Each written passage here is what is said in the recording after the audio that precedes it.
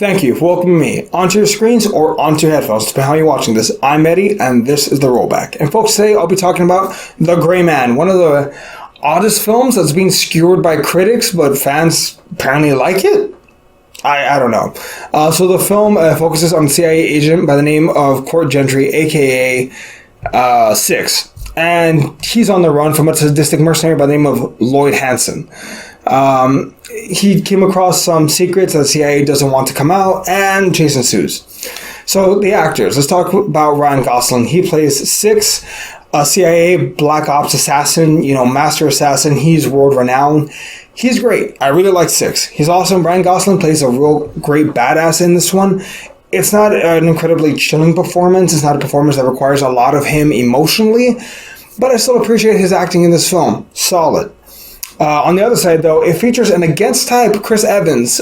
Between this performance as a bad guy as Lloyd, and then between his bad guy performance in Knives Out, very different. Chris Evans, you can tell he's trying to expand more. He was the goodest of men as Captain America, and now he's trying to play the baddest of guys in Knives Out, and now the Grayman, which, he was pretty goddamn entertaining in this one. I'll give him credit. He was pretty good. He's just malicious enough, and their witty banter going back and forth is great. There's a particular part where Six says, "You must be Lloyd." Oh, I gave it away. The trash stash, it just screams Lloyd. And it's just, like funny stuff like that. Their little banter, the little witty stuff. I like it. I appreciate it.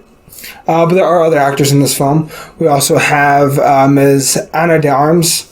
She'll be playing Marilyn Monroe later on. But in this film, she plays Danny Miranda, a CIA agent who allies with Six. Initially, she goes against them, but she's like, yeah, I'm on your side, guy. Let's go.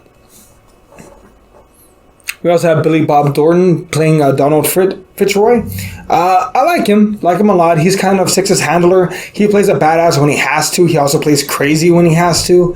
He's kind of transitioning more into those older male roles. He's not the agent anymore. He's the handler. Fair enough. He was fine. Billy Bob Thornton, good for you. Keep getting work, man.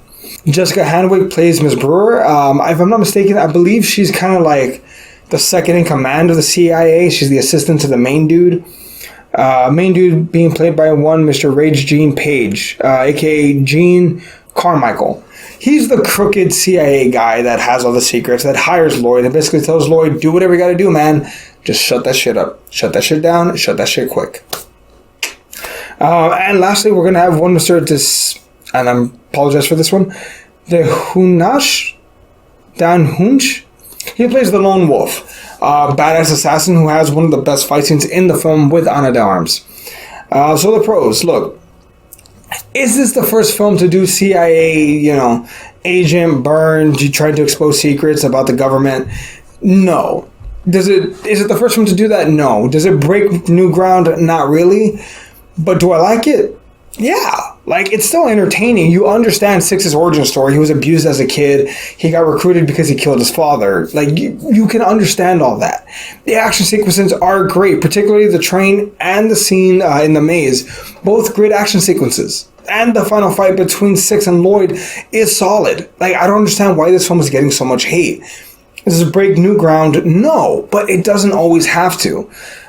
This is a by-the-book CIA film, but again, the stylistic shots are great.